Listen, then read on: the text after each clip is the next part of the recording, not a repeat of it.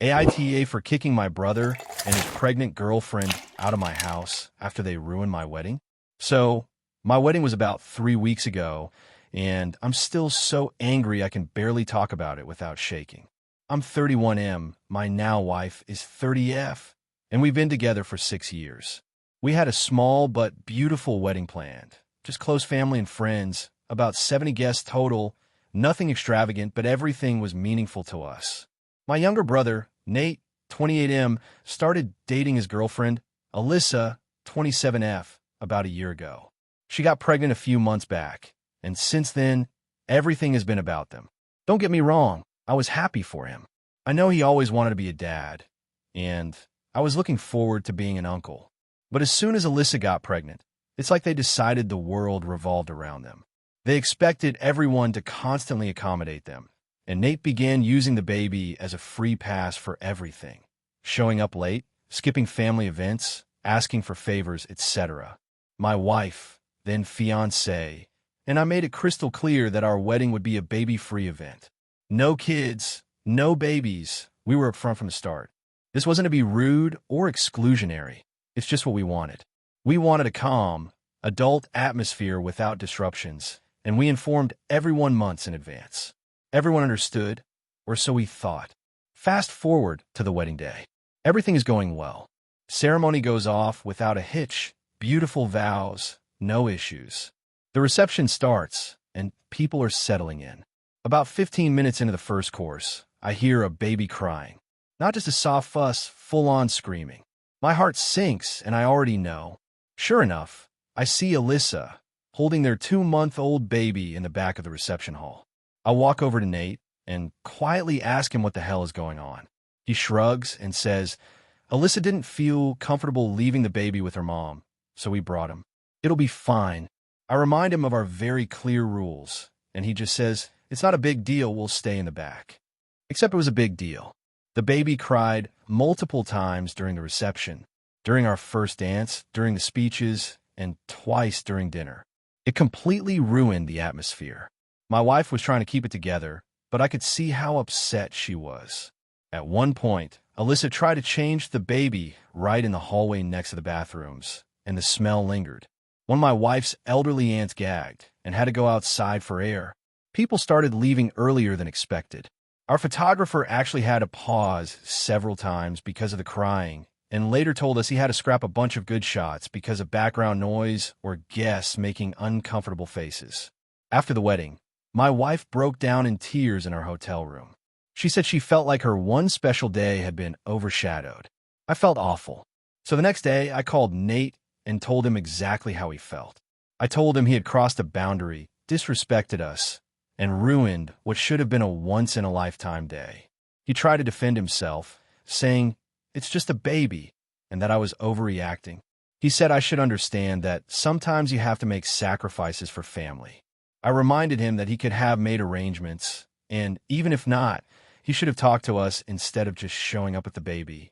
Now here's where it escalates. Nate and Alyssa have been living in my basement suite since November. I let them move in because they were struggling financially, and I didn't want them drowning in rent while expecting a child. I never asked for rent, only that they help out with utilities and clean up after themselves. They were supposed to be out by March, but I let them stay longer since the baby came early. After the wedding debacle, I told Nate that they had 1 month to move out. He got angry, called me heartless, and said I was punishing them for being parents. I told him no, I was punishing them for being disrespectful, selfish, and for not honoring one simple request on my wedding day. He said I was putting my stupid party above his child. My parents got involved and told me I was being cold and that family should stick together. I reminded them that I helped Nate when no one else would, gave them a home rent-free for nearly 6 months, and that my wedding day should have been the one day it wasn't about them. My dad kind of saw my point, but my mom is still furious. She says I've created a rift in the family and that I owe Nate an apology for humiliating him. Nate and Alyssa have since moved in with their parents, and things are tense. I've barely heard from them, and my mom keeps trying to get us to patch things up. My wife supports me, but I know she feels bad too, like she's the reason our family is fractured now. A few of my friends think I went too far. I should have let it slide. Others think I did the right thing by setting boundaries. I don't know.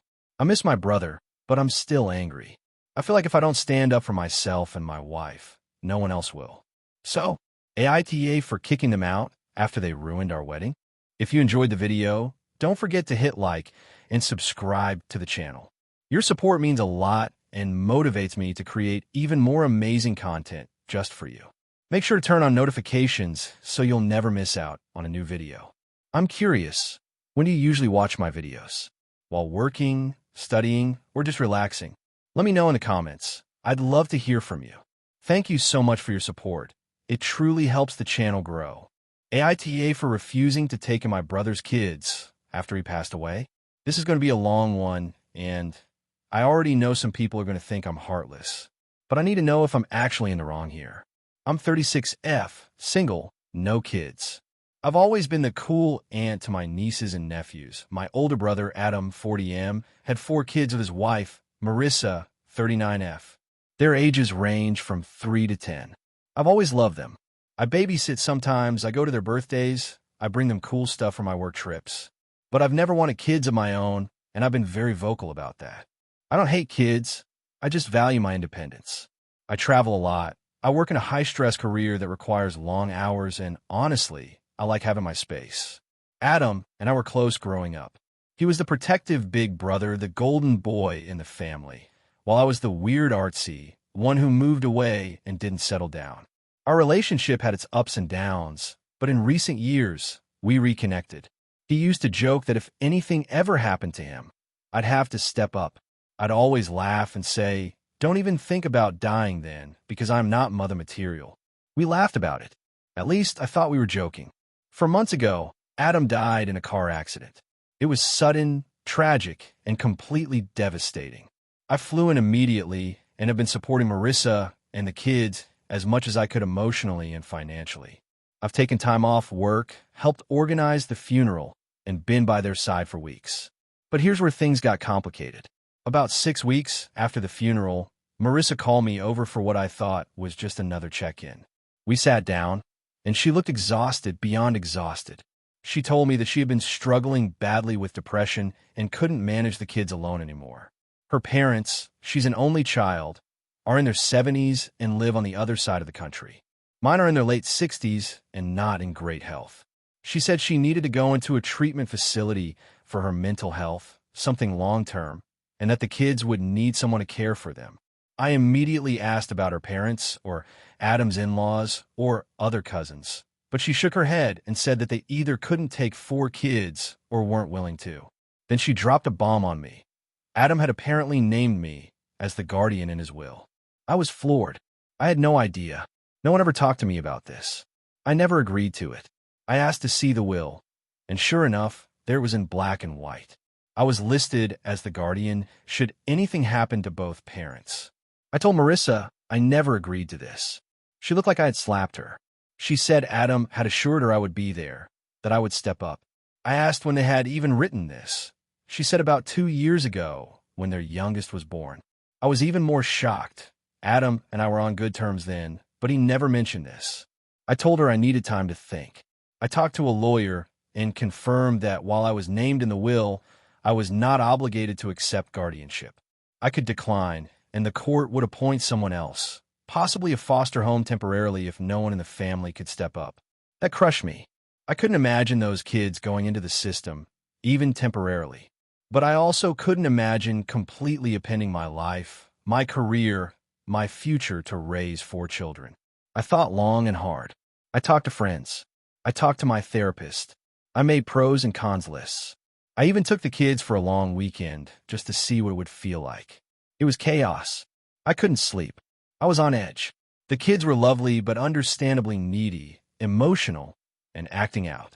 I had to cancel meetings, delay deadlines, and by Sunday night, I was on the verge of a breakdown myself. I finally told Marissa I couldn't do it. I told her I would help in other ways, financially, emotionally, logistically.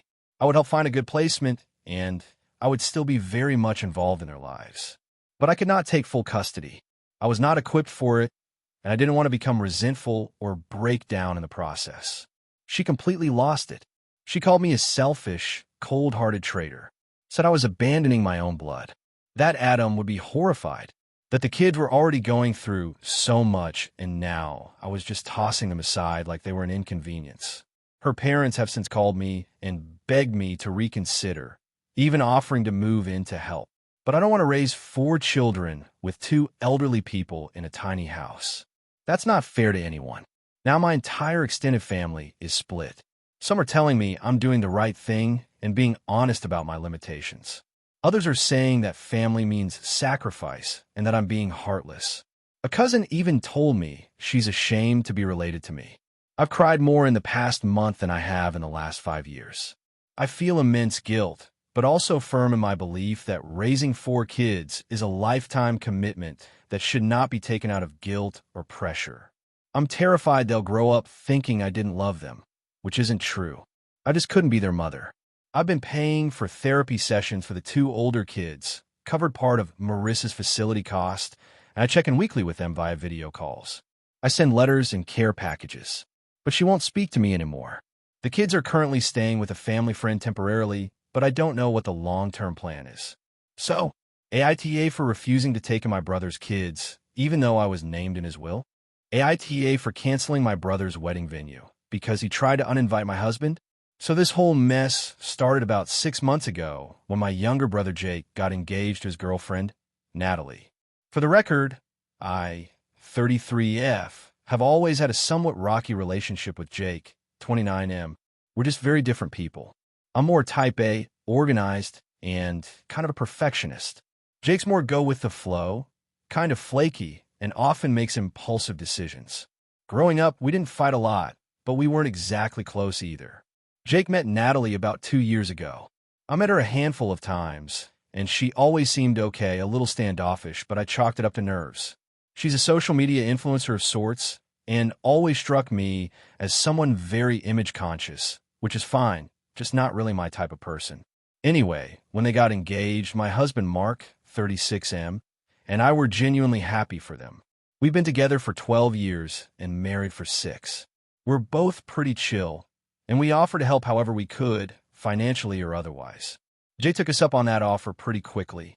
He told me they wanted a rustic vineyard wedding and had their eye on this popular, red, expensive venue about 40 minutes outside our city. He said they couldn't afford it on their own, but that it was Natalie's dream venue. So I talked to Mark, and we decided we'd pay the deposit as an engagement gift. It wasn't a small amount, nearly $7,000, but we've been fortunate financially and genuinely wanted to help. Jake was super grateful. He called me the next day to say thank you, said we were lifesavers, and I felt really good about it. Fast forward a few months. Planning is underway, and Natalie has fully embraced Bridezilla mode. She created this whole wedding website with dress codes for each event, like cocktail attire for the rehearsal dinner, earth tones only for the ceremony, etc. A lengthy do not play list for the DJ, and even a list of Instagram hashtags guests were encouraged to use. Honestly, whatever. Not my circus, not my monkeys. Things started to get weird about a month ago. I noticed that in the wedding Facebook group they created, Mark hadn't been tagged in anything. I was in a few group photos from the engagement party that they posted, but Mark was cropped out of some of them, which felt odd. I try not to read too much into it. Then came the wedding invitations. I opened ours and saw that it was addressed only to me. No, and Mark. No mention of a +1. At first I thought maybe it was a printing error, so I texted Jake and said, "Hey, I think the invite might be missing Mark's name." He didn't reply for 2 days. Then he finally texted back, "Hey, can we talk on the phone?" So we called, and I swear I will never forget this conversation. Jake sounded nervous. He said, "So, we were talking, and we think it might be better if Mark didn't come to the wedding." I was stunned. I asked why. Had something happened? Had Mark done something to offend them? Jake hemmed and hawed before finally saying, "Natalie just thinks it would be distracting." I asked, distracting how? He got really quiet, then mumbled something about how some of Natalie's family are very traditional and might not be comfortable with a same-sex couple at the wedding. I was silent for a few seconds and then said, "You mean bigoted?" Jake said, "Come on, it's not like that. They're just old-fashioned." I asked him point blank, "Are you really asking me to come to your wedding without my husband, the man I've been with for 12 years, who helped pay for your dream venue. Jake said, "We're not asking you to. We're just saying that if Mark came, it could cause drama, and we're trying to avoid drama." Natalie's already really stressed. I said, "You know what would cause drama? Me showing up alone and everyone asking where my husband is." Jake said, "Please don't make this harder than it has to be." I told him I needed to think and hung up. I was shaking. I told Mark everything, and he just looked at me and said, "You know you don't have to go, right?"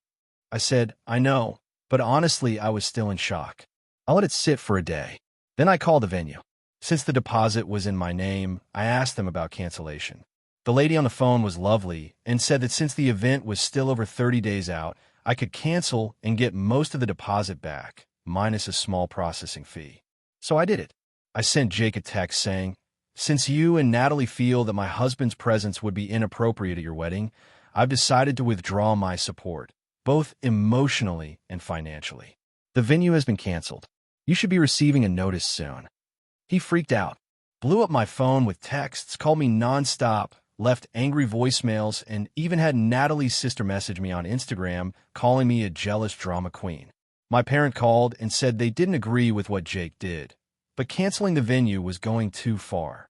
My mom said, "You know how Natalie is, she gets very anxious."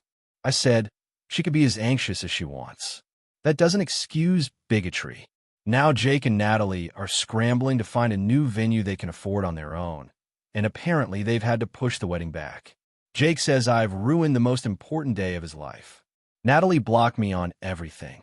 My mom is begging me to apologize just to keep the peace, but I don't feel like I should. Mark has been nothing but kind and supportive to my entire family, including Jake. He helped fix our parents' roof. He gave Jake job advice. He even designed the save-the-date card for the wedding as a favor. And now he's not appropriate to be seen at the wedding? So yeah, maybe canceling the venue was dramatic.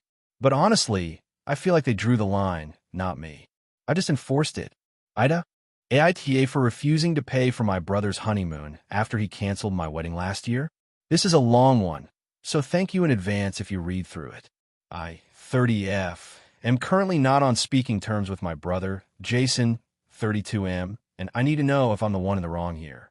Last year was supposed to be one of the best years of my life. My fiancé at the time, Lucas, 31M, and I had been together for 6 years, and we were finally tying the knot. We planned a beautiful June wedding with about 120 guests. Everything was going smoothly until 2 weeks before the big day. Jason was my maid of honor. Yes, we don't care for traditional roles, and he'd been helping me a lot with the planning. He and Lucas got along decently well, though they weren't especially close. Jason has always been a bit intense. He likes control, and when things don't go his way, he tends to go nuclear. It's been a recurring theme since we were kids. So 2 weeks before the wedding, Jason called me in a panic. He told me he had found out some disturbing information about Lucas and that I needed to cancel the wedding immediately. Of course, I freaked out and asked what he was talking about. He told me he'd overheard Lucas at a bar talking to a friend about how he wasn't sure he was ready for a lifetime commitment and how he sometimes missed being single. I confronted Lucas, and he was completely blindsided. He swore he never said anything like that and suggested maybe Jason misunderstood or misheard someone else. I wanted to believe him, but Jason was insistent and even got our parents involved. It became this huge family issue. My parents told me they trusted Jason's instincts and that I should reconsider marrying Lucas. The pressure became unbearable. I ended up calling off the wedding 5 days before it was supposed to happen. I was emotionally wrecked. I didn't talk to Lucas for a while, but after a couple of months, we reconnected. He was hurt, understandably, but we talked everything through.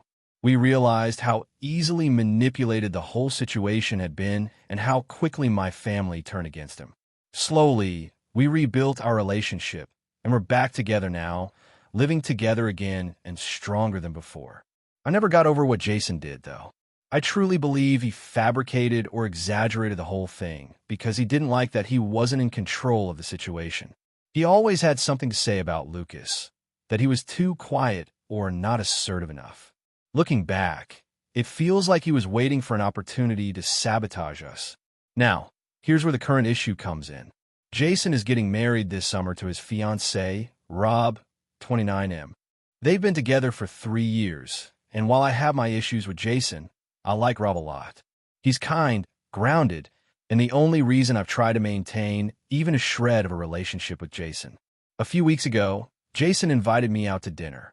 I thought maybe he wanted to talk things out, maybe even apologize. Instead, he told me he and Rob were struggling financially and asked if I could help cover the cost of their honeymoon, specifically flights and a week-long stay at a resort in Hawaii.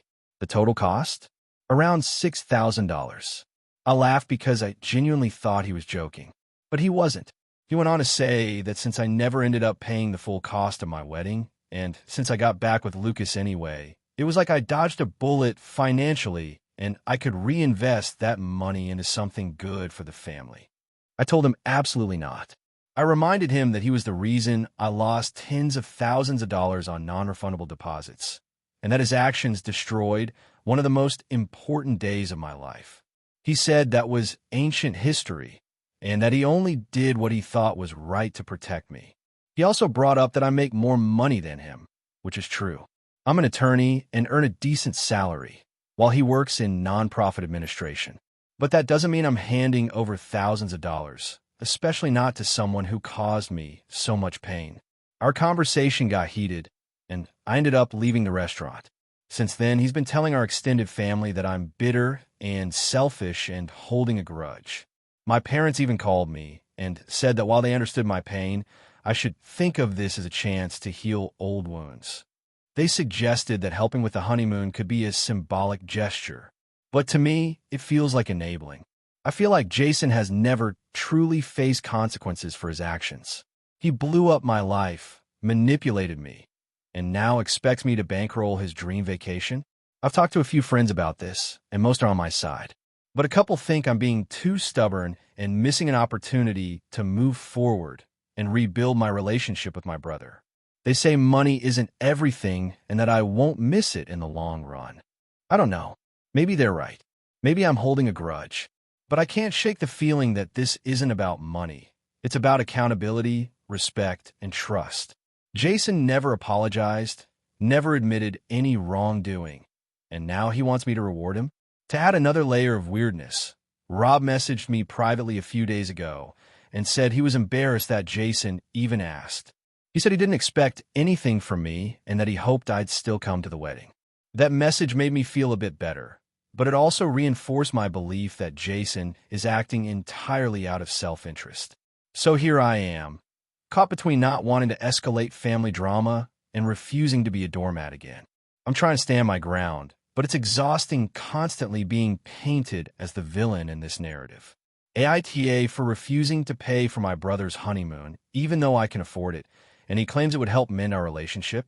AITA for refusing to take in my sister and her kids after she went no contact for years. I, 34M, grew up in a very chaotic home. My parents were both emotionally immature, especially my mother. She was manipulative, played favorites constantly, and pitted us against each other. My older sister, Leah, 36F, was always the favorite. No matter what she did, my mom would defend her. When I got good grades, it was expected. When Leah barely passed, it was praised. When I got into college, no one said a word. When Leah dropped out her second semester, Mom comforted her and blamed the school for not understanding her potential. When we were teens, things escalated. Leah became reckless. She snuck out, got into drugs, dated older guys. Anytime she got into trouble, she'd somehow twist into being my fault. Either I told on her, or I didn't have her back. I remember once she took my car without asking and crashed it into a mailbox. I was grounded for not locking it properly. That kind of thing. I moved out at 18, put myself through school, worked 2 jobs, and eventually landed a solid job in IT. I bought my own house when I was 27. At that point, I had almost no contact with my family besides holiday check-ins. Leah, on the other hand, moved back in with my parents multiple times. She had 2 kids with different dads, neither of whom stayed in the picture. She'd start jobs, quit them, move states, crash on couches. Every time something fell apart, she'd go back home, and my mom would treat her like a wounded hero. 6 years ago, everything blew up. At that time, I had started dating my now wife, Clara, 32F. She comes from a stable, tight-knit family and didn't understand how toxic mine was at first. She encouraged me to invite my family over for dinner so they could meet. I was hesitant, but I agreed. It was a disaster. Leah showed up 45 minutes late with her kids, didn't apologize, and started complaining about the food almost immediately. She made snide remarks about Clara's job. She's a nurse. And at one point, asked if she was planning to trap me with a baby. I asked her to stop. She laughed, and my mom just said, "That's how Leah jokes." Clara was hurt. I was livid, and I told them they needed to leave. After that night, I decided I was done. I sent a group message saying that I was taking space from the family for my own peace. Leah responded by calling me a coward, saying I abandoned them, and blocked me. My mom sent guilt-trip emails, but I didn't reply. For almost 5 years, I had no contact. During that time, I got married. Clara and I had our first child, now 3, and we built a good life. It wasn't always easy, but it was stable and happy. I felt free for the first time in my life. Then 2 months ago, Leah suddenly called me. She had unblocked me and was reaching out. At first, I didn't answer. She left voicemails. She said she needed to talk. I finally picked up, and it was awkward. She started off kind of casually, saying she had matured and realized family was important. I was cautious but polite. Then she dropped the bomb. She and her 2 kids, 12M and 9F, were about to be evicted. She had lost her job, couldn't keep up with rent, and her current boyfriend had taken off. My parents had both passed away last year. Mom from cancer, dad shortly after, heart failure. She said she had no one else to turn to. She asked if she and the kids could stay with me and Clara for just a few months while she got back on her feet. I was stunned. I told her I'd think about it. Clara and I talked that night for hours. She said she would support whatever decision I made, but she was worried. Our house isn't huge. We have a 3-bedroom. One for us, one for our son, one set up as Clara's work-from-home office. We'd have to rearrange a lot. More importantly, I didn't trust Leah. I didn't believe she'd change. And I didn't want to invite chaos into the home we worked so hard to build. So, after a lot of thought, I called Leah and said no. I told her I was sorry she was struggling, but I couldn't open my home to her. I offered to send her some money to help with temporary housing or motel costs, and I sent her a list of local resources. She got very quiet and said, "I knew you hadn't changed." Then she hung up. The next day, I got a barrage of texts. She called me selfish, heartless, said I was leaving her kids homeless. She said Mom would be ashamed of me, and that I was proving I only cared about my perfect little family. She told me to never contact her again. Since then, I've been getting messages from distant relatives I barely talk to. One cousin said Leah and the kids are staying in a shelter. Another said I should be ashamed for letting family live like that while I have a nice house. One even implied I must be abusing my privilege to be doing well while Leah is suffering. I feel awful for the kids. None of this is their fault. But I also feel like letting Leah in would have destroyed everything I've built. I remember what she's like. I remember how every time she came back into my life, it ended in manipulation and destruction. I don't want that around my wife or my child. Still, every time I look at my son, I think about her kids, and I feel like the villain. I wonder if I could have found a way to help without losing myself. But I also know that if I'd let her in, it might not have just been a few months. It could have been years of the same chaos. So, AITA for refusing to take in my sister and her kids, even though they're now essentially homeless. AITA for refusing to let my parents move into the house I bought after they guilt me into giving up my college fund for my sister. I, 28M, come from a working-class family.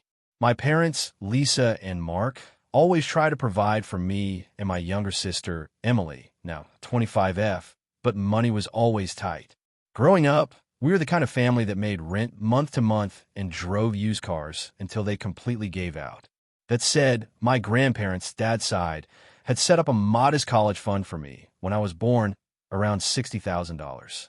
Not life-changing, but enough to cover tuition at a state school and a few years of housing. My parents were always upfront that the money was for me, and they never touched it growing up. I worked hard in high school got good grades, and was accepted into a solid in-state university. The plan was always for me to use that money and some part-time jobs to get through college without debt. That changed when I was 18 and Emily was 15. Emily got sick. It was serious and scary. She was diagnosed with a rare autoimmune disorder that required aggressive treatment, specialists, and several long hospital stays. My parents' insurance wasn't great, and the out-of-pocket costs were crushing. They tried applying for aid, but a lot of programs denied them because they were just above the threshold. One night, my parents sat me down and said they had to use my college fund to pay for Emily's treatment. They had no other options. I was heartbroken, but said okay. What else could I do? It felt cruel to argue when my sister's health was on the line. They promised to help me however they could later, that they'd figure something out, that they were proud of me for understanding. I still went to college, but it took me 6 years because I had to work full-time, take breaks, and take fewer classes per semester. I graduated with $45,000 in student loans, and it took a huge toll on me mentally and physically. My social life evaporated, I missed out on internships, and I felt like I was always drowning. Meanwhile, Emily recovered.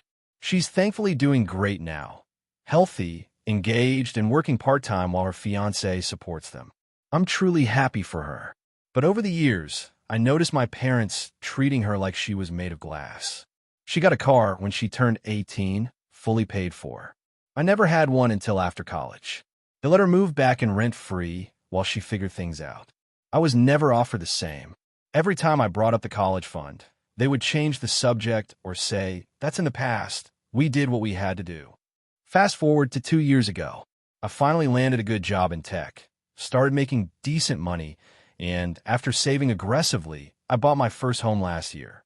Nothing fancy, just a 3-bedroom fixer-upper in a decent neighborhood. I was proud, finally some stability. My parents congratulated me, but there was an odd undertone like they were holding back. A few months ago, they asked to come over to talk. I thought it was about the upcoming holidays. Nope. They sat me down and said they were planning to sell their house. They couldn't keep up with the mortgage and repairs and wanted to move in with me just for a little while. I asked how long a little while meant. They said maybe a year or two. I asked about downsizing, renting, or moving in with one of my uncles. They said no, this was temporary, and they were sure I want to give back after all they'd done for me. I didn't answer right away. I took a week to think, then told them I didn't think it was a good idea. I work from home, need the space, and honestly, I wanted boundaries. They got cold immediately. My mom asked how I could be so ungrateful when they had sacrificed so much. My dad said I was choosing money over family. I reminded them that I had already sacrificed a lot. I gave up the only financial leg up I had so my sister could live. That I had never asked them for anything since. That I spent most of my 20s buried in debt because of that decision. My mom started crying.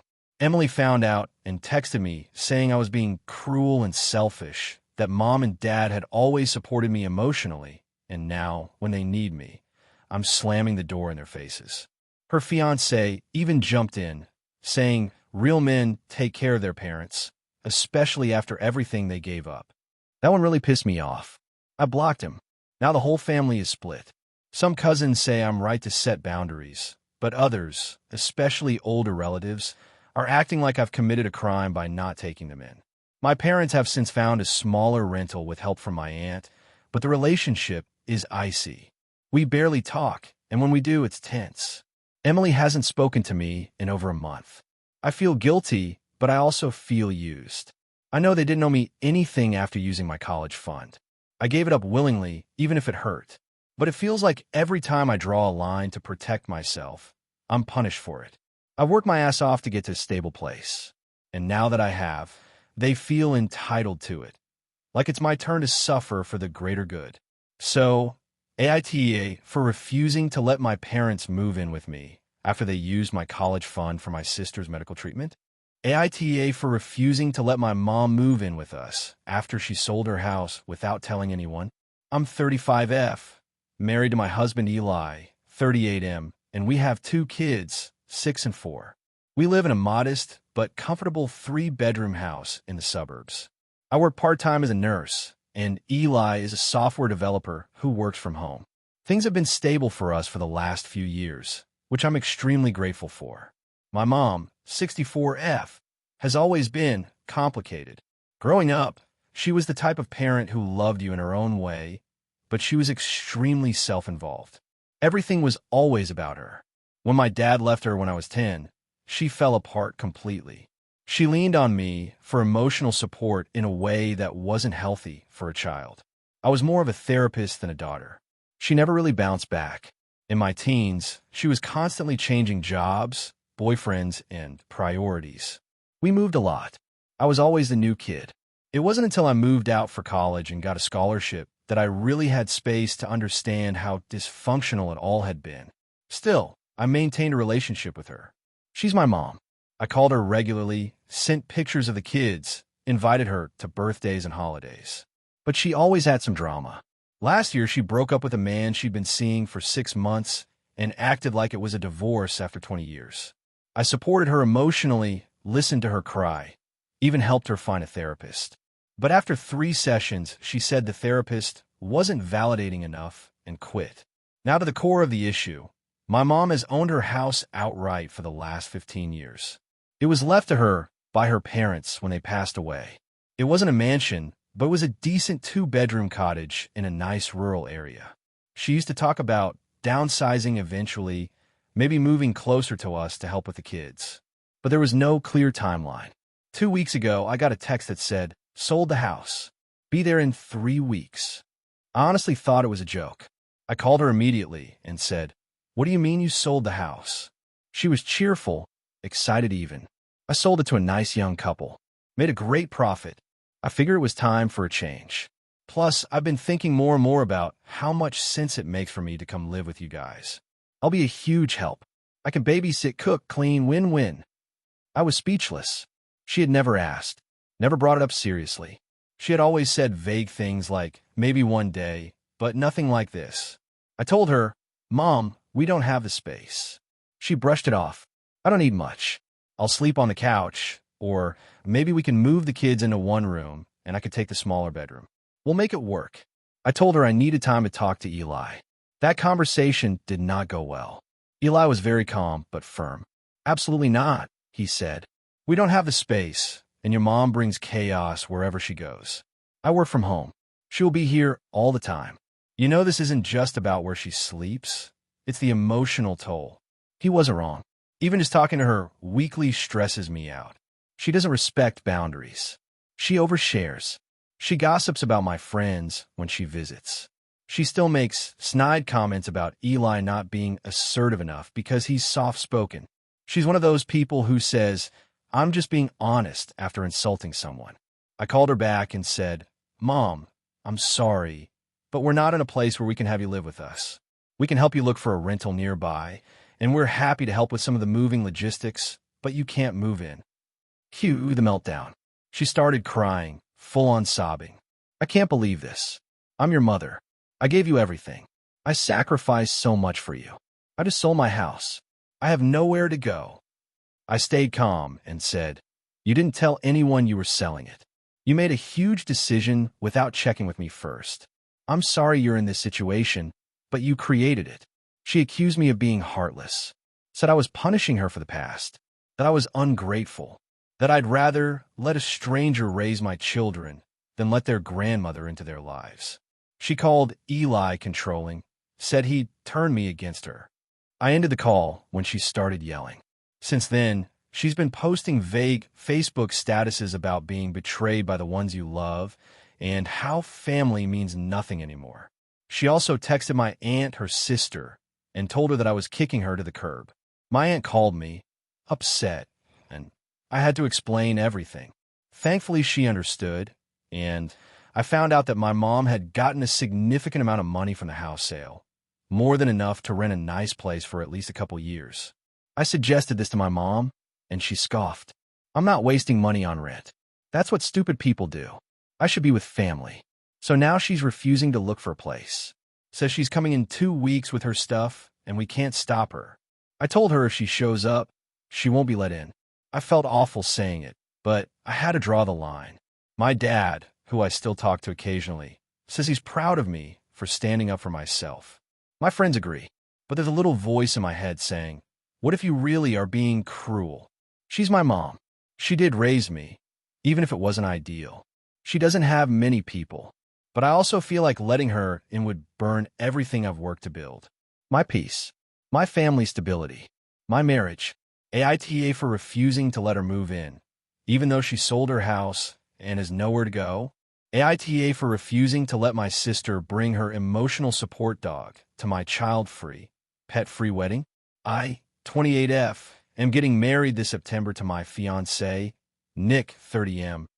We've been together for 5 years, engaged for 2, and finally feel ready to have our big day. We've been saving and planning carefully because we're paying for the majority of the wedding ourselves.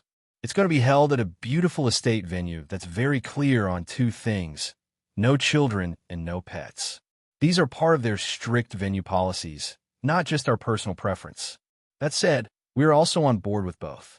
We love kids, but we wanted a more formal, adult atmosphere for our wedding. As for pets, we have nothing against them either, but I'm severely allergic to dogs. It's been a lifelong condition that I manage, but exposure can lead to asthma attacks and hives. So the no pet rule is a major deal for me. Even service animals are a conversation we have to navigate carefully in other parts of my life. Here's where my sister, Kayla, 34F, comes in. Kayla has had a rough few years, to be fair. She went through a nasty divorce 2 years ago, lost her job during the pandemic, and has since been diagnosed with anxiety and depression. About a year ago, she got a dog, Bentley, a fluffy golden retriever, and she credits him with saving her life. She says he's her emotional support animal and takes him everywhere, including grocery stores, restaurants, and family events. I want to be clear, I am sympathetic to mental health struggles. I'm in therapy myself, but Kayla is not disabled in the legal sense, and Bentley is not a trained service animal. He's an ESA. There's a difference. Emotional support animals are not legally guaranteed access to public places like service dogs are. It's not me trying to be mean. It's just a fact. When we sent out our wedding invitations a few months ago, we included a small note in each saying the wedding was child-free and pet-free. Most guests understood and respected it. No issues. But Kayla called me the day after receiving the invite and asked, so I assume Bentley is the one exception to this no pet rule? I told her gently but firmly that he wasn't. I reminded her of my allergies and the venue's policies. She got quiet, then asked if we could at least make an exception just for the ceremony, which would be outdoors. I said no, even outdoors, I can't risk being exposed to dog dander, especially on my wedding day. She started crying and told me I was choosing my aesthetic over her mental health. I told her that wasn't fair and reminded her that I've always supported her. I even offered to pay for a pet hotel near the venue, so Bentley could be safe and cared for during the 6-hour event. I thought that was a reasonable compromise. Apparently, it wasn't. Kayla said she would not attend a wedding where she wasn't accepted as her full self, which included Bentley. I asked her to please reconsider, and she said she'd think about it. That was 2 months ago. Then last week, my mom called and asked if I would be willing to just let it go and allow Bentley to be at the ceremony, even if he stays on the outskirts. I repeated that I couldn't because of my allergy and the venue's policies. My mom sighed and said, Kayla is having a really hard time with this, and you're being a little rigid. Now I'm the bride who hates dogs to half my extended family. My aunt even posted a Facebook status clearly about me that said, it's wild how people claim to support mental health but won't lift a finger when it's inconvenient. My cousin liked the post. Several people have privately messaged me saying they're surprised I wouldn't make an exception for my own sister. Nick has been amazing and totally supports me. He's even offered to talk to Kayla himself. But I feel stuck. I didn't want any drama, and I thought we were clear and respectful in how we handled it. But now I feel like I'm being guilt-tripped and painted as the villain. What's worse is that Kayla has now RSVP'd no, and she wrote on the RSVP card, I hope your big day is everything you dreamed of without your sister. I cried when I read it. We've always been close, and I never imagined she wouldn't come to my wedding. I've tried to call her and text her, and she hasn't responded. My mom says she's disappointed in both of us, which just adds to the pressure. I feel like no matter what I do, I'll come out looking cold-hearted or inflexible. I've had several people tell me I should just let her bring the dog, that it's one day and she needs the support. But it's my wedding, and I don't think it's wrong to want to enjoy it without worrying about a potential allergy flare-up or breaking the venue's contract. To those saying, just take an antihistamine, you don't know what I've already tried. I've had reactions in pet-free spaces just because someone had dog hair on their clothes. I've ended up in the ER once after a dog-friendly cafe visit because someone brought in a hypoallergenic dog and I didn't realize until it was too late. My body doesn't care how cute the dog is. And look, I get that Bentley helped Kayla. I really do. But is it reasonable to expect an entire wedding to accommodate a non-service animal just because the owner says she needs him emotionally? Isn't that the point of trained service dogs, so they can function in public spaces without risk to others? I honestly feel like I've tried to compromise. I offered to pay for Bentley's care. I've tried to talk, not argue. I even told Kayla I would personally make sure she had someone with her throughout the event, someone she trusted, so she wouldn't feel overwhelmed. But apparently, that's not enough. And now my wedding day feels clouded by all this guilt and tension, and I haven't even walked down the aisle yet. So, Reddit, AITA for refusing to let my sister bring her emotional support dog to my wedding, even if it means she might not come at all. Hey friends, if you enjoy this content, don't forget to like the video and share your thoughts in the comments. We really want to know what you like and what could be improved. What do you think of the video? Are there any topics you'd like to see in future videos? Your feedback really helps us get better. Thanks for being with us. AITA for canceling my son's wedding because he tried to exclude my wife from the ceremony. I, 56M, have a son, Aaron, 27M, from my first marriage. His mother and I divorced when he was 7. The divorce was messy, but we both try to be decent co-parents. Unfortunately, over time, my ex-wife became very bitter. She didn't approve of me moving on, and she definitely didn't like my now wife, Dana, 48F, who I married when Aaron was 12. Dana and I have been together for 15 years, and she has been nothing but kind and supportive to Aaron. Dana never tried to replace his mother. She always respected boundaries. She showed up for parent-teacher conferences, birthday parties, and was present at his high school and college graduations. She even helped pay for some of his college expenses. She's been in his life for most of it, and while they were never especially close, she cared about him and supported him however she could. Aaron got engaged last year to a woman named Melissa, 26F. They set the wedding date for this summer. I was thrilled. We hosted an engagement party, helped with some of the early planning, and I offered to contribute financially. Dana and I have good income, and since Melissa's parents couldn't contribute much, we agreed to cover a significant portion of the expenses: venue, catering, flowers, and the band, which totaled around $40,000. Aaron was very thankful, and everything seemed fine. A few weeks ago, we attended a family dinner hosted by Melissa's parents. During dinner, someone brought up the wedding timeline and rehearsal dinner details. I asked a simple question: what time Dana and I needed to be at the rehearsal. There was an awkward silence, and Melissa said, "Actually, we were thinking it might be simpler if only you came, just to keep things smooth." I didn't understand. I asked what she meant. Aaron jumped in and said, "Mom is going to be there, and we just don't want to make her uncomfortable." I said I understood that weddings can be sensitive, but Dana has always been respectful and has no issues being civil for important occasions. I asked if Dana had done something to make Melissa or her family uncomfortable. Melissa admitted that her future mother-in-law, my ex-wife, had asked that Dana not be included in any family photos or events. She said it would be too painful for her to see us together, and that since she was the real mother, she deserved to feel comfortable at her son's wedding. I turned to Aaron and asked if he agreed with that. He said, "I just want the day to go smoothly. I don't want drama." I asked again, had Dana ever caused drama? Had she ever raised her voice, made a scene, or done anything to warrant being excluded? He said no, but it's not really about that. He said his mom was emotional, and this was her moment too, and he didn't want to ruin it for her.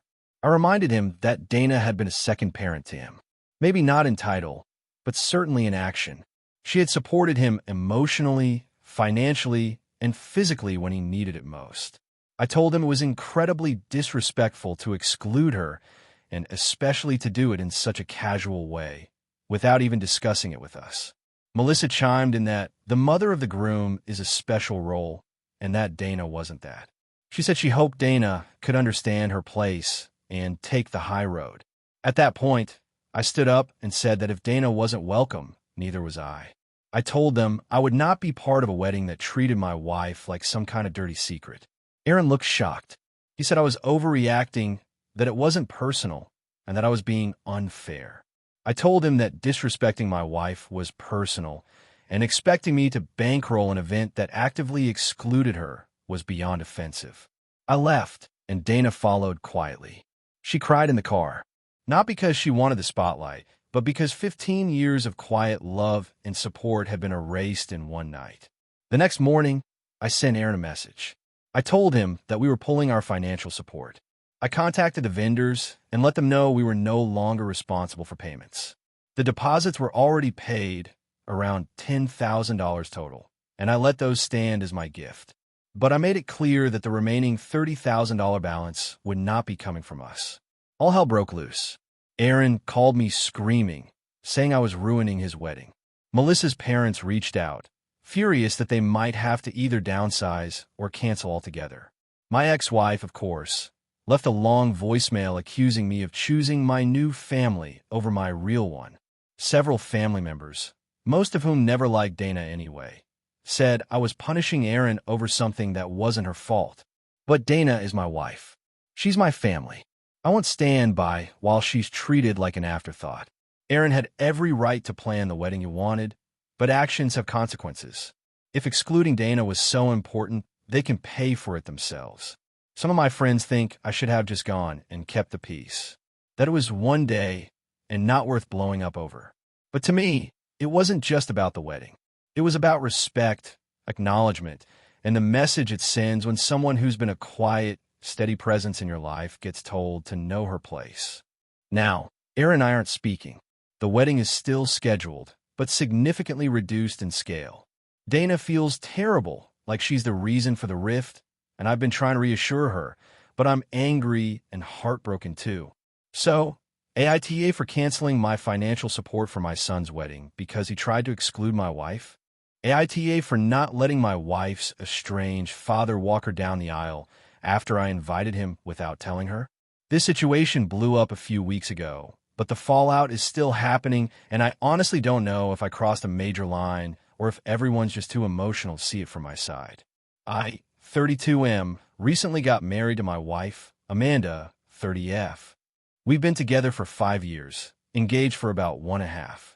I love her more than anything, and the wedding was something we both dreamed about and planned meticulously.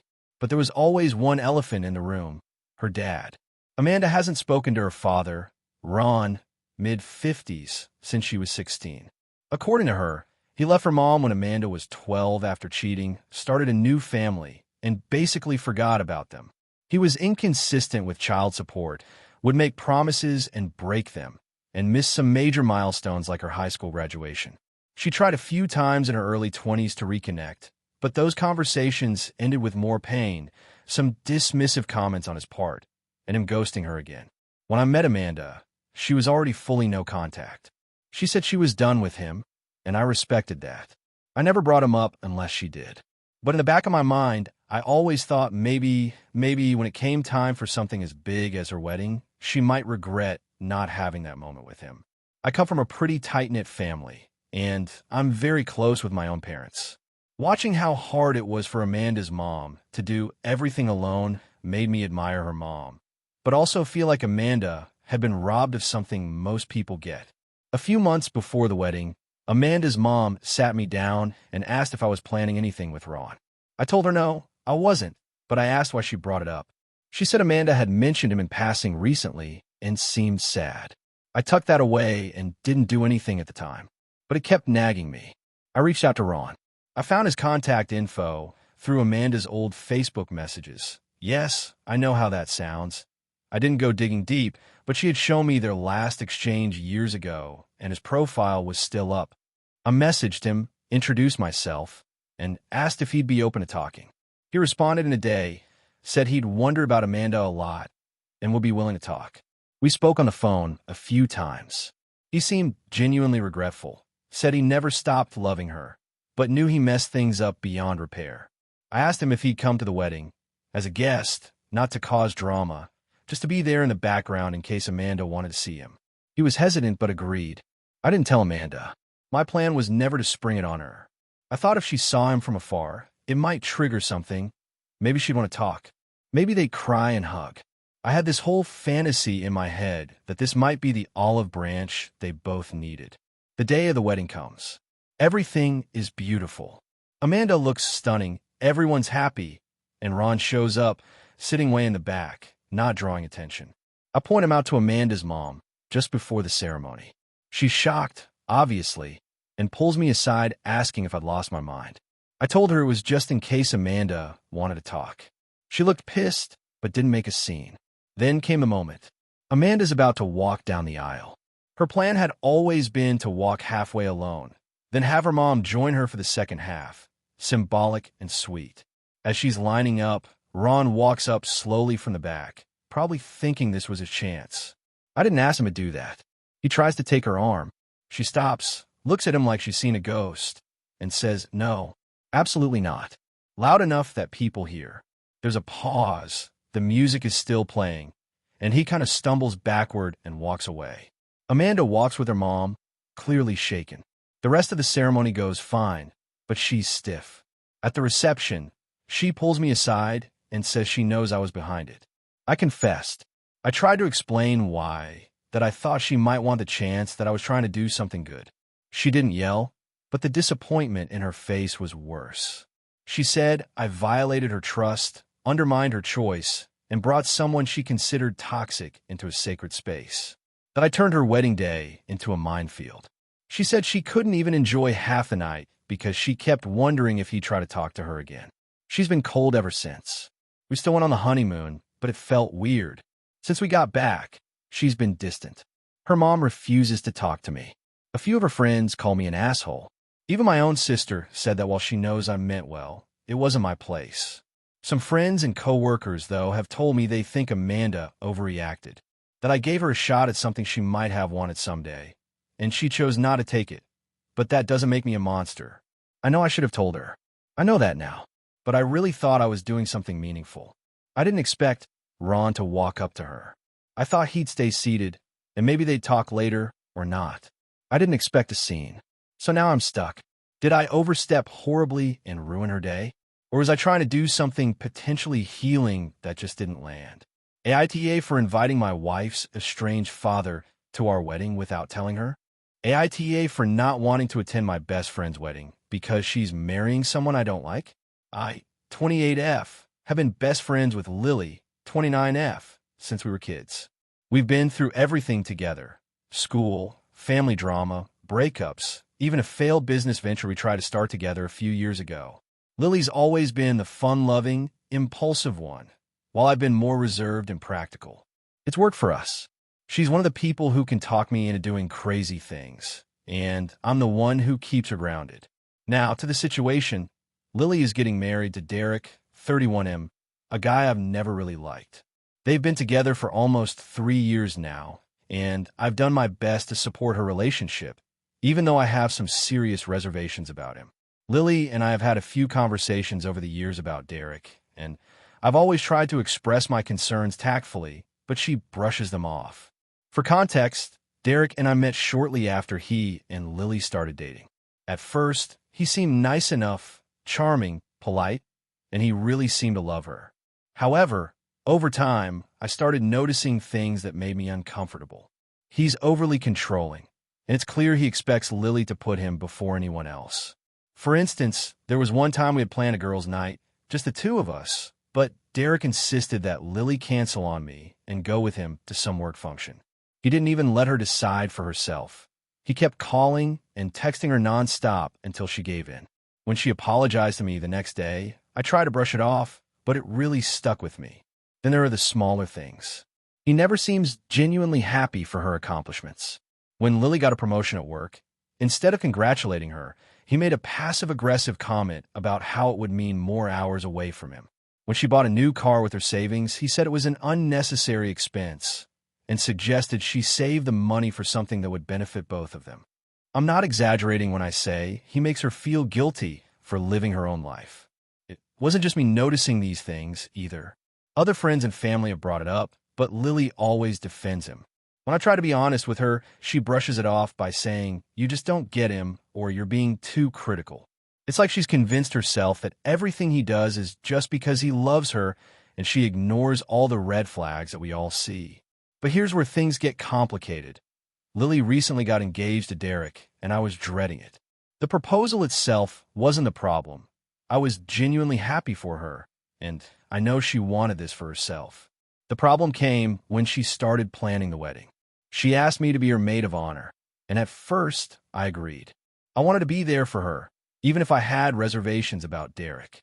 However, as the wedding planning progressed, it became harder and harder for me to fake enthusiasm about the whole thing. First, there was the guest list drama. Lily started cutting people out of her life who didn't support her relationship with Derek, including her parents. Her mom has never liked Derek, but Lily's reasoning for cutting her mom off was that her mom doesn't understand their love. Her dad wasn't even invited to the engagement party, and when I brought it up, Lily dismissed it. It felt like Derek was slowly eroding the relationships in her life that mattered. There were other small things, too, like the fact that Lily was constantly canceling plans with me or other friends to spend time with Derek. It just seemed like she was becoming more and more isolated from everyone who cared about her. Then, just a few weeks ago, I found out that Lily had signed a prenuptial agreement, and the terms were ridiculous. Derek had insisted on it, and Lily agreed without hesitation. The prenup stated that if they ever divorced, Lily would be left with nothing unless she was married for at least 5 years. I couldn't believe it. She'd agreed to it without consulting anyone, including me, and when I confronted her about it, she just shrugged and said, "It's just a precaution. I'm sure it's not going to be a problem." At this point, I felt like I couldn't stay quiet anymore. I told Lily that I wasn't comfortable attending the wedding or supporting her marriage to Derek, and I needed some space. She was devastated, but she also tried to make me feel guilty for not being happy for her. She accused me of ruining her engagement by not showing enough excitement, and said that I was pushing her away by not accepting Derek. She also brought up the fact that I'd been distant for months, but in my defense, I'd been trying to respect a relationship and just keep my feelings to myself. I've always tried to be there for Lily, but at this point, I feel like I'm being forced to choose between my loyalty to her and my discomfort with Derek. I know she loves him, but I can't ignore my gut feeling that he's not good for her. I've tried to make her see it, but nothing seems to get through. I've even suggested she see a therapist to talk about her relationship, but she hasn't taken me seriously. I've been avoiding the wedding preparations altogether. I told her I wouldn't be attending the bridal shower, the bachelorette party, or the wedding itself. She's heartbroken and keeps asking me if I'll change my mind, but I just can't bring myself to go. I feel like if I attend, I'll be condoning something I don't believe in, and I can't fake my excitement for something that feels so wrong to me. The rest of our friend group is divided. Some say I'm being a bad friend by not supporting her, and some say I'm just protecting myself from a situation I don't want to be involved in. My husband Eli is on my side and agrees that I should distance myself from the wedding if it's making me this upset. I just don't know if I'm being unreasonable. AITA for refusing to attend my best friend's wedding because I don't like her fiancé and don't believe he's good for her. AITA for not letting my sister-in-law move into my house after she got kicked out of her apartment. I, 32F, have been married to my husband, Ryan, 34M, for 3 years. We have a lovely home, and life has been pretty good. We're financially comfortable, have good jobs, and both come from families that we care about. Everything was smooth sailing until recently, when my sister-in-law, Lila, 28F, hit a rough patch and asked to stay with us. Here's the backstory. Lila is Ryan's younger sister, and while she's generally a nice person, we've never been very close. She's always had a bit of a rebellious streak, constantly making questionable decisions with her career and personal life. Ryan and I have often had to help her out financially or offer advice when she was in trouble. We don't mind helping her out in small ways, but things have gotten progressively more complicated over the years. Recently, Lila was kicked out of her apartment after falling behind on rent. She had been working as a freelance graphic designer for the past year, but her business wasn't doing well, and she wasn't able to pay her rent on time. She reached out to Ryan, asking if she could stay with us for a couple of weeks until she got back on her feet. She insisted it would only be temporary, just long enough for her to find another place to live. I understand that people hit hard times, and I genuinely sympathize with her situation. But there were a few problems I saw right off the bat. First, Ryan and I agreed when we moved in together that we didn't want to have any long-term house guests. We both value our privacy and the peace of our home. Second, Lila has a history of not following through on her commitments. She'll say she's going to find a job, a new apartment, or get her life together, but she's often disorganized and unreliable. This made me concerned about her staying with us, even temporarily. I expressed my concerns to Ryan before we made any decisions. He was torn. He loves his sister, and he's the type of person who always wants to help people in need. He argued that it would be cruel to let her stay on the streets, especially since she's family. I agreed with him on that point, but told him that I didn't think it was a good idea to have her move in for an indefinite amount of time, especially when we had already made a pact about maintaining our own space. I suggested that we could help her out in other ways, like helping her find a temporary place to stay, or even offering her a loan for the rent until she could get back on her feet. Lila, however, was very persistent. She insisted that she didn't have the money to rent a place by herself, and that moving in with us was her only option. She promised she would be out in a few weeks, saying, "I just need a little time to figure things out." Ryan was sympathetic, and after a few days of back-and-forth discussion, he convinced me to agree to let her stay for a couple of weeks. I reluctantly agreed, mostly because I didn't want to come across as heartless, and Ryan promised me that it would only be a short-term arrangement. The first couple of days were fine. Lila kept to herself mostly, spent time looking for apartments, and didn't interfere with our routines. However, things quickly started to deteriorate. Lila's couple of weeks turned into a month, then 2 months. She stopped looking for apartments and instead spent her days lounging around the house, using our Wi-Fi to stream shows and asking for help with things like her resume and freelance work. She wasn't paying rent, contributing to household chores, or offering any sort of assistance in exchange for staying with us. When I brought this up to her, she became defensive, saying she was too stressed to look for a new apartment and that it wasn't easy to find a place when you don't have a stable income. I understood her frustration, but it felt like she wasn't even trying. She was comfortable in her situation and was using our home as a safety net, without any urgency to move out or make any real changes. Ryan continued to support her, constantly making excuses for her behavior. He said she was just going through a tough time and that we should be patient. But as time went on, I started feeling resentful. Our home wasn't a hotel, and I didn't want to have a guest who wasn't even attempting to improve her situation. We had set boundaries from the beginning, and those boundaries were being ignored. After about 3 months, I had had enough. I sat down with Ryan and told him that I was no longer comfortable with the situation. I told him that I had been patient, but Lila had overstayed her welcome and wasn't showing any effort to improve her circumstances.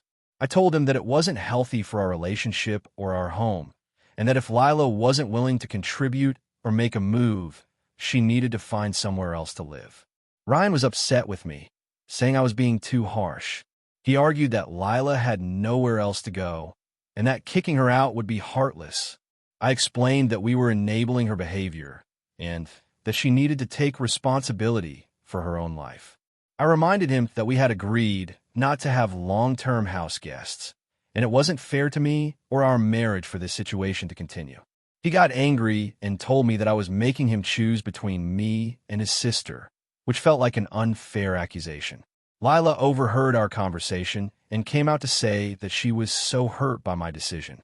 She said that I was being selfish and that she was just trying to get her life back together. I told her that I understood her struggles, but that it wasn't our responsibility to carry her indefinitely. I gave her a deadline. She had 2 weeks to find somewhere else to stay. She was furious and told Ryan that she felt betrayed by both of us. She accused me of ruining the family and said she didn't want to be part of a family where people were so cold-hearted. Ryan was upset with me for being so direct with her, but he also knew I was right. 2 weeks later, Lila found a new place to live, but the situation has left a rift between us.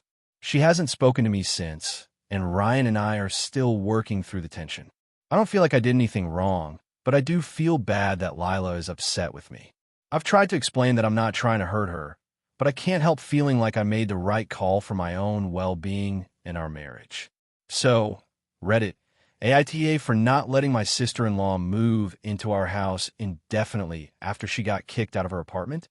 AITA for not attending my best friend's wedding after she disinvited my fiancé because she's overweight. I, 30F, have been best friends with Emma, 29F, since we were in high school. We've been through a lot together, breakups, family issues, job changes, and for years I thought we would always have each other's backs no matter what. I met my fiancé, Jake, 32M, for years ago, and we've been engaged for about a year. Jake and I are pretty solid together. He's kind, supportive, and loves me unconditionally. He's also been a big part of my friendship with Emma, and I always assumed Emma liked him too. Emma recently got engaged to her longtime boyfriend, David, 30M, and they began planning their wedding. From the start, Emma was excited, but she also started changing. She became more critical about the way I looked, about my eating habits, and even about Jake. I didn't think much of it at first, assuming she was just stressed with wedding planning. However, things took a turn when Emma mentioned, in a very casual tone, that the wedding guest list was getting too long, and they needed to cut a few people. I wasn't worried because we'd already confirmed we were both invited. Emma reassured me that I was definitely on the list. But then a few weeks later, Emma called me to have a private conversation. She told me that after much thought, she felt it would be better for the vibe of the wedding if Jake didn't attend. I was immediately confused and asked why. Emma hesitated, but then explained that she didn't think it would look good having someone as overweight as Jake at such an important event. She mentioned that she had already been feeling self-conscious about her own body during the planning, and having Jake there might distract from the aesthetics of the wedding. I was shocked. Jake has never been anything but supportive, and I've never heard Emma speak about him this way before. I told her I didn't understand why she was saying this, and she kept insisting that it was nothing personal. She said that it wasn't about Jake, but about how the wedding would look to everyone else. She even went as far as saying she wanted her wedding to be perfect, and she was trying to make everything seamless. I told her that this was completely unfair and that Jake is a good person, not some kind of accessory to a photo op. Then she dropped the bombshell. She said that if Jake couldn't come, I'd have to come alone. She didn't want anyone at the wedding ruining the atmosphere, and she had too much pressure to make everything perfect. I was beyond hurt. I told her I didn't know if I could attend the wedding if Jake wasn't invited. I understand that weddings can be stressful, but this felt like a personal attack on him. She said she understood, but she thought I could get over it because it was her wedding day. She reassured me that if I came without Jake, I'd have plenty of fun and could still celebrate her big day. After a long, tearful conversation with Jake, I decided I couldn't go. I couldn't accept Emma's decision to disinvite my fiancé because of his appearance. I've always been taught to stand by the people who treat me with love and respect, and Jake is one of those people. I explained to Emma that I couldn't support her decision, and I wouldn't be coming to the wedding without Jake by my side. I told her that if she couldn't respect my fiancé, then I couldn't respect her decision to exclude him. She was furious. Emma said I was overreacting and that I was being dramatic. She said I was choosing a man over my best friend, and that if I loved her, I'd just suck it up and attend the wedding alone. I told her that no, I wasn't going to abandon my values just to please her. I reminded her that a true friend should never ask another to choose between them and their partner, and that it wasn't a favor she was asking. It was an ultimatum. I also told her that this wasn't about her wedding being perfect. It was about her treating people with respect. Now, Emma is saying that I'm ruining our friendship over something so trivial.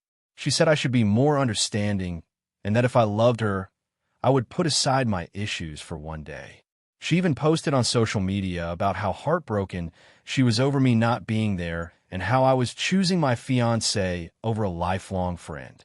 Several of our mutual friends have reached out to me, calling me selfish for not supporting Emma during such a huge moment in her life. One of them even implied that I was letting my relationship ruin everything and that I was being unreasonably loyal to Jake. I've had a lot of friends who've supported me, telling me that Emma is out of line, but I still feel conflicted. I've been friends with Emma for years, and I don't want to lose that. But I also can't stand by while she treats Jake like he's not good enough just because of his appearance. I've asked Jake if he wants me to go to the wedding without him, but he insists that he'd rather I stay home if he's not welcome. I'm hurt, and I feel like I'm stuck between two people I care about. But at the same time, I can't ignore how Emma is treating my fiancé. I don't think I'm in the wrong, but the pressure from our friends is starting to get to me. So, AITA for not attending my best friend's wedding after she disinvited my fiancé because of his weight. AITA for not inviting my sister to my wedding after she gave me an ultimatum about my fiancé. I, 28M, recently got married to my wonderful wife, Ella, 27F.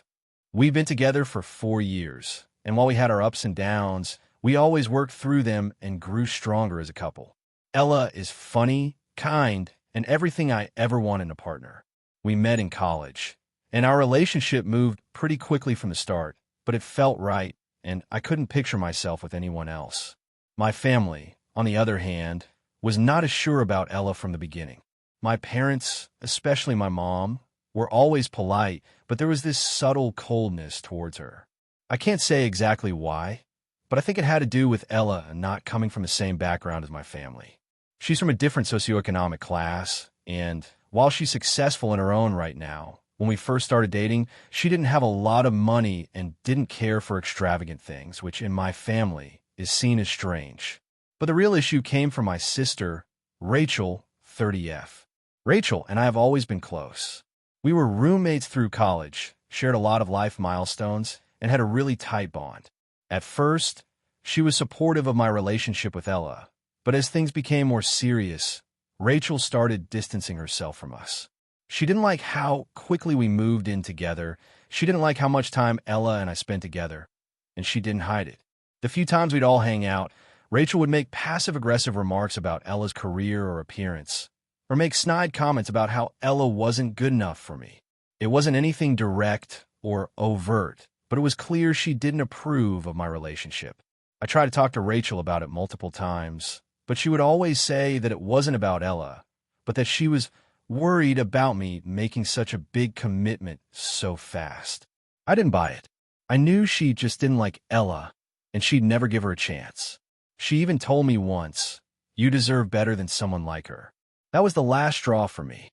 I told Rachel she needed to respect my choices, and I'd appreciate if she'd at least try to get to know Ella better instead of being so judgmental. But she didn't want to. Fast forward to a year ago.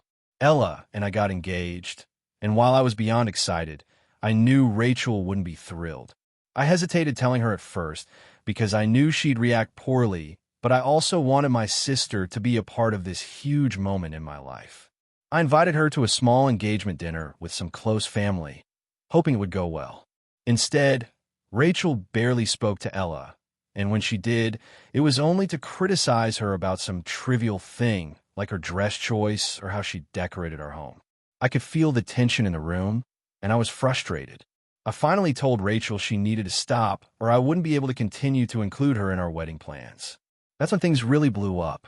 Rachel, with a completely straight face, told me that if I was going to marry Ella, she would not be attending the wedding.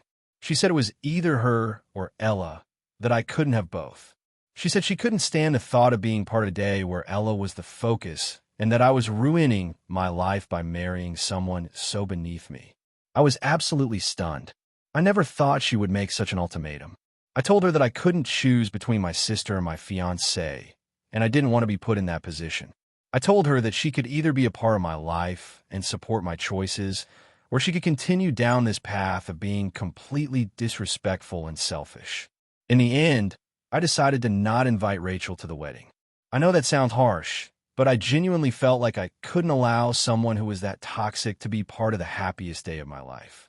I told my parents and other close family that Rachel wasn't invited, and while my mom was upset and my dad didn't take sides, they both agreed that I should stand firm in my decision. The day of the wedding came, and Rachel didn't show up. My mom kept calling me, telling me Rachel was devastated and that I had ruined our relationship. She said that no matter what Rachel did, I should have been the bigger person and included her. My mom also guilted me, saying, "Family is family, and you'll regret not having her there." I told her I wouldn't regret it and that I had to do what was right for me. My dad didn't say much, but I could tell he was upset with me. Rachel reached out after the wedding, texting me that I had chosen Ella over family and that I'd be sorry when Ella inevitably left me. She accused me of not valuing her and said that I would see the real side of Ella sooner or later. I didn't respond. The fallout didn't stop there. Some of my extended family sided with Rachel, saying I was too harsh and that I should have tried harder to mend things between them. They said I was too blinded by my love for Ella and that I should have put family first. Others, however, supported me, saying I had every right to make my own decisions and that Rachel needed to understand that I was building my own life. Ella, of course, was hurt by how my family treated me. She didn't want to come between me and Rachel, but she made it clear that she didn't want me to feel like I had to choose between her and my family. She's been my biggest supporter through this whole thing, and while she's saddened by the tension, she stood by my side. But now, I'm wondering if I made the right choice. I know that Rachel is hurt, and I don't want to lose her, but I also don't want to let her toxic behavior control my life. She's the one who made the choice to be so hurtful to Ella and to me, and in the end, I feel like I had to protect my marriage and my own happiness. But I'm still second-guessing myself, especially with how much my family is upset. AITA for not inviting my sister to my wedding after she gave me an ultimatum about my fiancé. AITA for refusing to let my sister bring her kids to my wedding, even though she promised to. I, 30F, am getting married to my fiancé, Mark, 32M, in a few months. We've been engaged for over a year and have been planning everything meticulously. Both of us come from somewhat traditional families, and while we've always tried to be considerate of everyone's feelings, there have been some tensions throughout the planning process. The biggest issue has come from my sister, Rachel, 34F, who has 2 kids, ages 7 and 5. I love my niece and nephew, but Rachel's parenting style is, to put it bluntly, different from mine. She's incredibly permissive, and I've noticed over the years that her kids are often allowed to do things that I find disruptive or inappropriate in social settings. For example, when we were at a family gathering last year, her kids were running around the entire house, yelling and knocking things over. Rachel didn't discipline them, and when I mentioned that they were being a bit disruptive, she laughed it off and said, "Oh, they're just being kids." I let it slide, but the more I observed her approach to parenting, the more I realized that this wasn't an isolated incident. It's a consistent pattern of her not holding her kids accountable for their behavior. Fast forward to the wedding planning. From the very beginning, I told Rachel that while I love her kids, I wasn't having any children at my wedding. I made this decision for a few reasons. First, I've always wanted an adults-only event. I feel that weddings are an opportunity for grown-ups to enjoy themselves without worrying about kids running around, being loud, or potentially causing chaos. Second, my wedding venue is relatively small, and I knew that the space would be tight with just the adult guest list. Lastly, my fiancé and I wanted a formal, elegant atmosphere, and we just didn't envision a kids-included vibe. At first, Rachel was understanding. She said she would arrange for someone to watch the kids so she could come to the wedding and enjoy the evening. I appreciated this and thought everything was settled.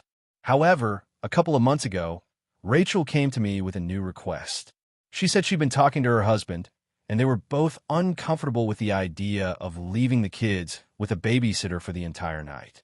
She argued that the kids were too young to be away from them for that long, and she asked if I would reconsider my no-kids policy.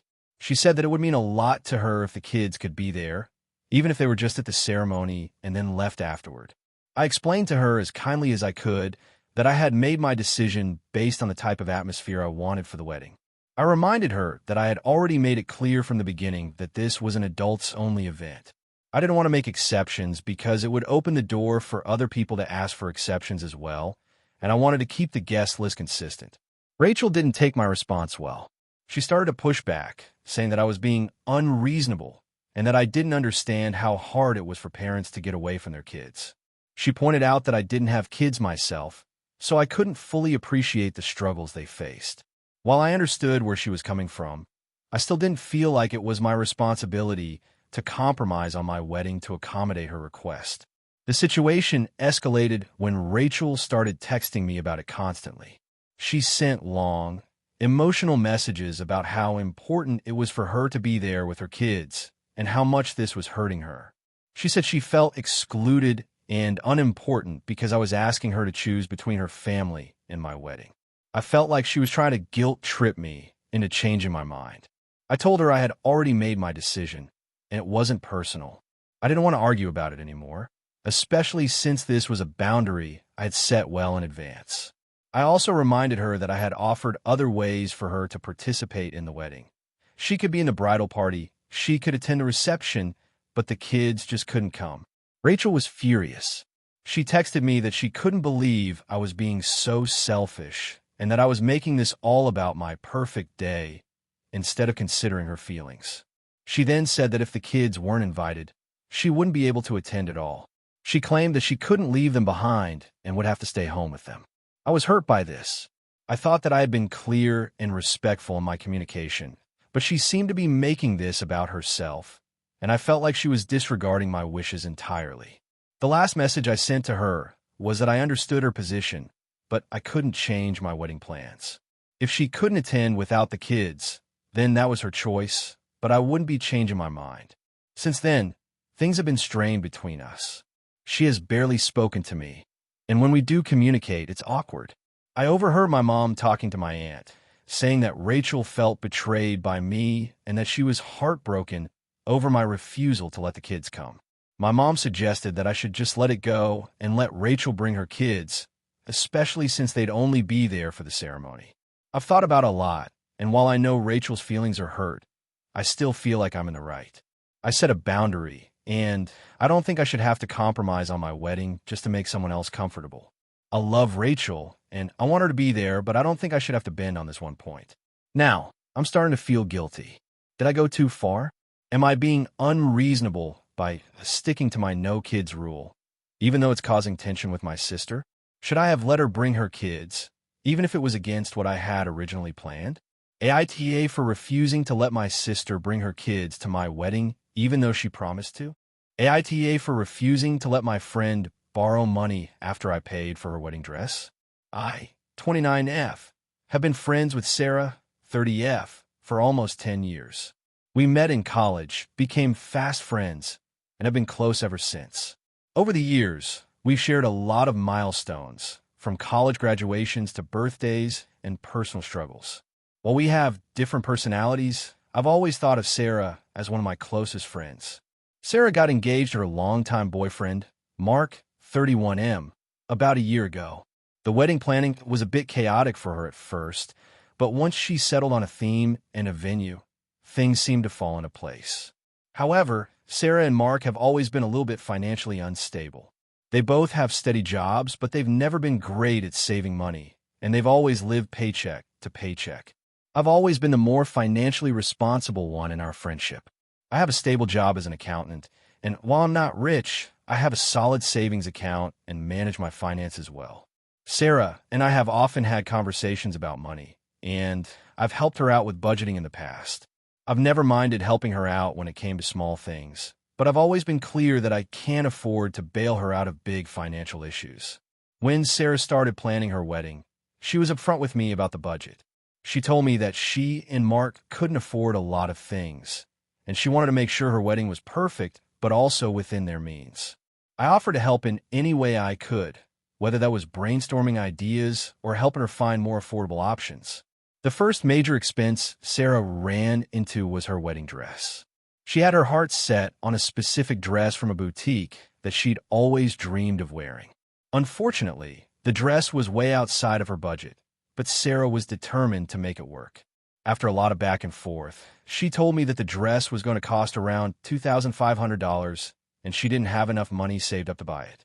She even asked if I could help her out by lending her the money for the dress. At first, I was hesitant.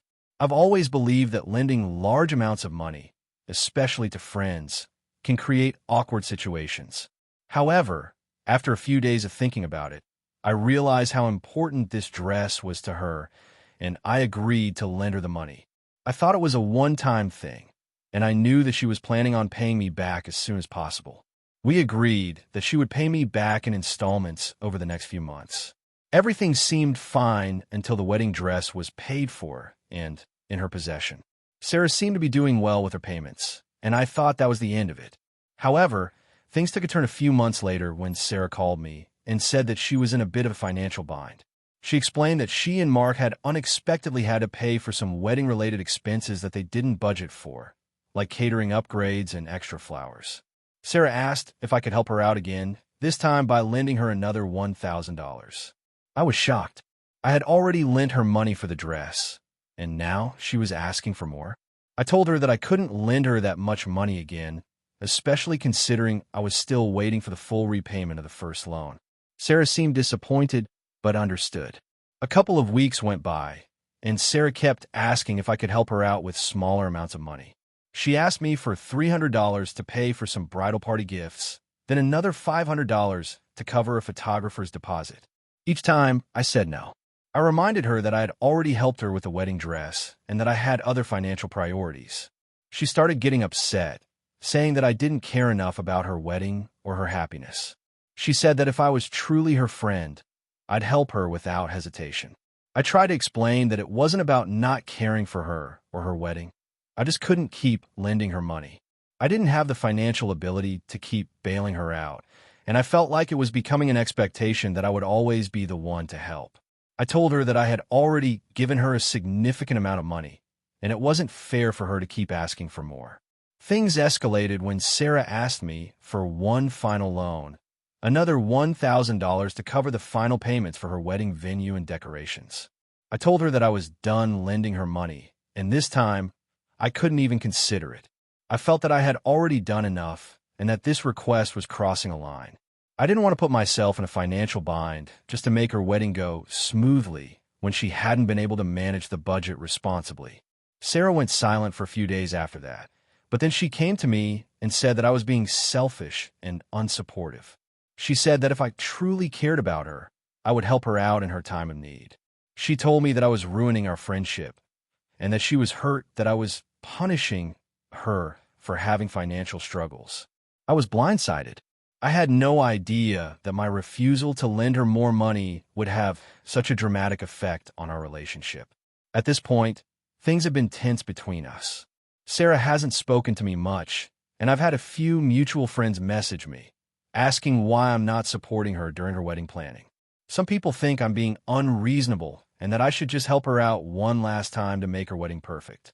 Others think I'm being responsible by not continuing to lend her money when it's clear that she hasn't learned how to manage her finances. I feel like I've already done more than enough. I'm happy to be supportive in other ways, but I can't keep lending her money, especially when it's putting a strain on our friendship. I feel like I'm stuck between wanting to be a good friend and not wanting to be taken advantage of. I don't want to lose our friendship, but I also don't think I should be financially responsible for her wedding. So, Reddit, AITA for refusing to lend my friend more money for her wedding after I already paid for her dress. Thank you for watching until the end. If you enjoyed this video, don't forget to like and subscribe to the channel so you won't miss new videos. Also, leave a comment. I'd love to hear your thoughts. Your support and engagement mean a lot to me. See you in the next video.